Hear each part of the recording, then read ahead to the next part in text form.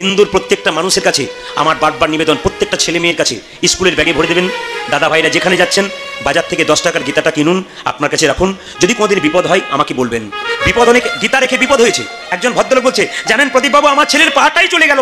বললাম কেন? গীতা রেখেছিল, ওই পা চলে গেল কেন? গীতা রেখেছিল, পাটা চলে গেল অ্যাক্সিডেন্টে। বাচ্চা ছেলে আমার অ্যাক্সিডেন্ট হয়ে গেল, গীতা রেখেছিল।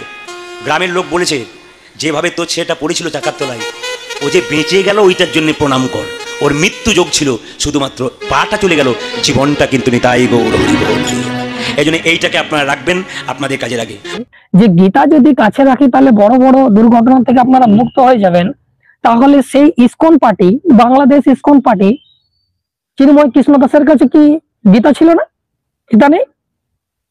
তাহলে তাকে যখন পুলিশ যখন গ্রেপ্তার করছে বা এত হট্টগোল শুরু হচ্ছে, তাহলে তখন তার কাছে গীতা ছিল না? গীতার মন্ত্র নেই, গীতার পাওয়ার নেই, কৃষ্ণর মুখের বলি রেখেছে। তাহলে কি করে বাংলাদেশের পুলিশ তাকে আটক করে? ভগবান তার সাথ দেয় না কেন? মানুষকে কেন সাথ দিতে হবে? মানুষকে কেন উগ্রমিজাবি হতে হবে? এই রকম বিভিন্ন রকম প্রশ্ন রয়েছে।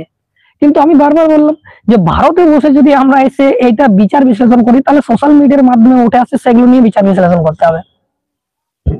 আমি সেখানে হিন্দুদের পক্ষে আছি না বিপক্ষে আছি, তারা যে বলছে, আমি সবারই পক্ষে আছি, আমি মানবতার পক্ষে আছি, কিন্তু আমি ধর্মের পক্ষে নেই। ধর্মের জন্য যারা লড়াই করছে, প্রাণ দিচ্ছে, তাদের থেকে মূর্খ আর একটাও নেই।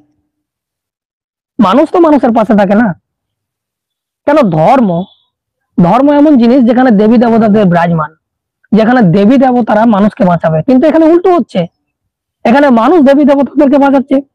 বাংলাদেশে যখন মূর্তি ভাঙার এত অভিযোগ যখন উঠে আসছে, তাহলে সেই মূর্তিগুলো কি জন্য?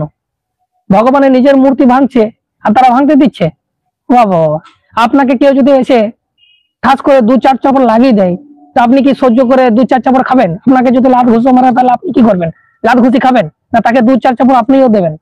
আপনি যদি তার থেকে ক্ষমতাশালী না হন, তো আপনি ও যদি 4 চাপড় মারে, আপনি 1 চাপড় মারতে পারবেন? তাই তো বলে। তাহলে সেখানে যখন ভগবান, সেই ভগবানের মূর্তি যখন অত্যাচার হচ্ছে বা ভেঙে চুরমার করে দিচ্ছে, তাহলে সে কি? তার জন্য তো আমরা বলি যে পাথর পাথর হয়, পাথর পাথর হয়, পাথর কখনো ভগবান হয় না। আর এটা আমি বলিনি, এটা আমাদের মহাপুরুষ আগেই বলে গেছে যে পাথর কখনো, মূর্তি কখনো ভগবান হয় না। তার জন্যই বলেছিল কবিরজি যে আগর পাথর পুজো হরি মিলে তো मैं পুজো পাহাড়। তাহলে আপনাকে যদি কেউ 4 চাপড় মারছে, তখন আপনি 1 চাপড় মারার জন্য দৌড়ে তাকে প্রতিবাদ করছেন, কিন্তু সেই মূর্তিকে যখন ভাঙছে সেই মূর্তি প্রতিবাদ করছে না। তার মানে এখানে কি হলো? খারাপ প্রতিবাদ করছে না, মানুষ প্রতিবাদ করছে। তার মানে মানুষই বানিয়েছে এই দেবী দেবতাকে। আর এই দেবী দেবতাকে বানানো वाला কারা? না, যাদের হাজার হাজার বছর থেকে পড়াশোনার অধিকার ছিল ভারতবর্ষের বুকে। তারা ধর্মশাস্ত্র লেখে আমাদের মানুষকে অজ্ঞ করে, তাদেরকে হিন্দু বানিয়ে, কখনো সনাতন বানিয়ে, কখনো আর্য বানিয়ে, কখনো বৈদিক ধর্মের মানুষ বলে চালিয়ে দিচ্ছে। আর আমাদের মানুষকে, আরে তাদের দেশের মেটার, তারা বুঝবে, তারা কি করবে তারা বুঝবে। আর যদি আপনাদেরকে বলতে হয় বলুন, তাতে অসুবিধা নেই। কিন্তু এখানে যারা ভালো করে যারা জীবন যাপন করে, শান্তিপ্রিয় মানুষ, দেশের সংবিধান রয়েছে, সেভাবে যখন তারা ধর্ম পালন করে, তাহলে এই মানুষগুলোকে উগ্র কারা করছে? এদেরকে যারা উগ্র করছে, তাহলে তাদেরকে তো ধরা দরকার। কারণ ভারতের সংবিধান আর বাংলাদেশের সংবিধান তো এক নয়, কখনোই এক নয়। এই বিশ্বের সব থেকে যদি শ্রেষ্ঠ সংবিধান কোনো হয়, তা কিন্তু সেটা তো আমাদের ভারতীয় সংবিধান। আর এটা দক্ষিণ আফ্রিকার রাষ্ট্রপতি নেলসন ম্যান্ডেলা বলে গেছেন, তিনি বলছেন। তাহলে একজন একটা দেশের রাষ্ট্রপতি সে বলছে, তাহলে সেখানে দাঁড়িয়ে আমাদের এখানে কত ধর্ম রয়েছে? এখানে তো অসংখ্য ধর্ম রয়েছে।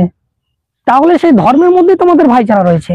সেখানে মানবতা খাতিরে আমাদের যে সংবিধানের রাইটস রয়েছে, সেগুলো নিয়ে তো আমরা কথাবার্তা বলবো, নাকি আমরা ধর্ম বাঁচানোর জন্য বাংলাদেশে লাফালাফি করবো?